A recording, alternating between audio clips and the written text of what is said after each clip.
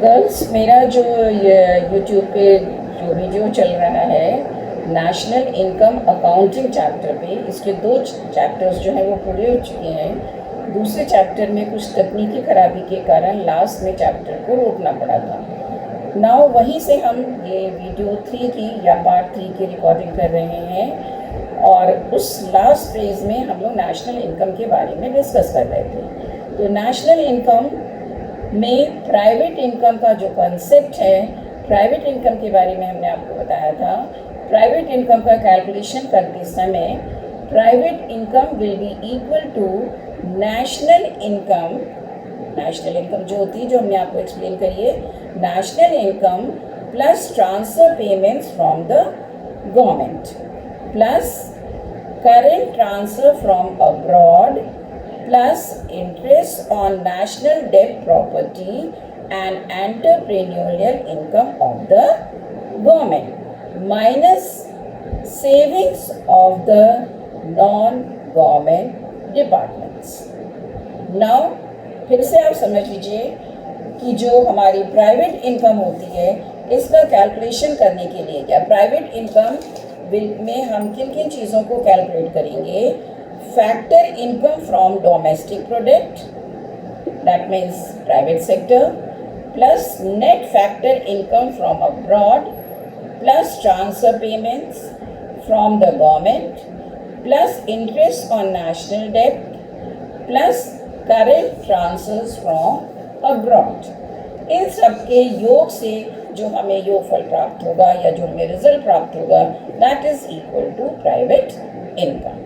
Now personal income, private income के बाद हम पर्सनल इनकम देखेंगे।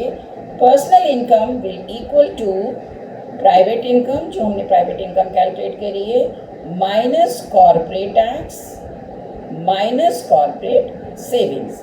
दैट मीन्स पर्सनल इनकम को कैलकुलेट करने के लिए हम प्राइवेट इनकम जो कि हमने ऊपर कैलकुलेट करी थी में कॉर्पोरेट टैक्सेस को और कॉर्पोरेट सेविंग्स को माइनस कर देंगे तो हमें पर्सनल इनकम की प्राप्ति हो जाएगी।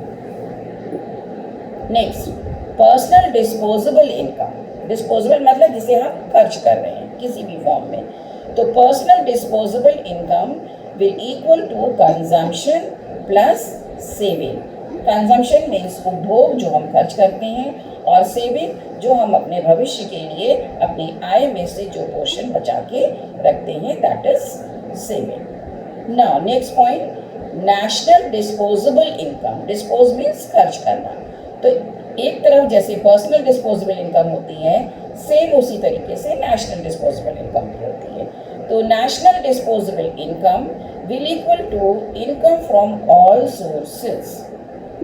ऑल सोर्सेज मतलब हर क्षेत्र से प्राप्त होने वाली आय में हम ट्रांसफर पेमेंट्स फ्रॉम अब्रॉड, बाहर से जो प्राप्त होने वाली ट्रांसफर पेमेंट्स हैं उनको जब हम माइनस कर देते हैं तो नेशनल डिस्पोजेबल इनकम जो हम खर्च करते हैं, जो राष्ट्र में खर्च हो रही है, वो इनकम हमें प्राप्त हो जाती है। Meaning thereby national disposable income is available to resident of a country for consumption, expenditure or for saving during a year। एक साल में खर्च करने और सेविंग के लिए जो उनकी इनकम होती है इंडिविजुअल्स की, दैट इज टोटल जब उसका कर दिया जाता है तो नेशनल डिस्पोजेबल इनकम की हमें प्राप्ति हो जाती है। Now components of national disposable income, जो अभी हमने डिस्पोजेबल इनकम का कैलकुलेशन किया है उनमें किन किन चीज़ों को हमने देखा है।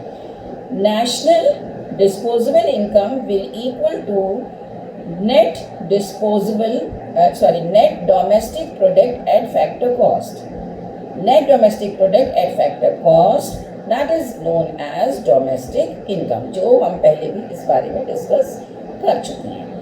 Plus net indirect taxes plus net factor income from abroad plus net current transfers from rest of the world. इन सब का जब हम टोटल कर देते हैं या सम अप कर देते हैं तो हमें नेशनल डिस्पोजेबल इनकम की प्राप्ति होती है। तो नेशनल डिस्पोजेबल इनकम के यही सब कंपोनेंट्स हैं जिनको जोड़ने के पश्चात हमें जो राशि प्राप्त होगी that is national disposable income. I hope आप लोगों को बहुत अच्छे से समझ में आ गया होगा what is national and what is personal and what is private. अब हम आपको बता रहे हैं next heading is difference between personal disposable income and national disposable income. मतलब पर्सनल डिस्पोजेबल इनकम में और नेशनल डिस्पोजेबल इनकम में क्या अंतर होता है, that means personal and national दोनों के बीच में क्या डिफरेंस है।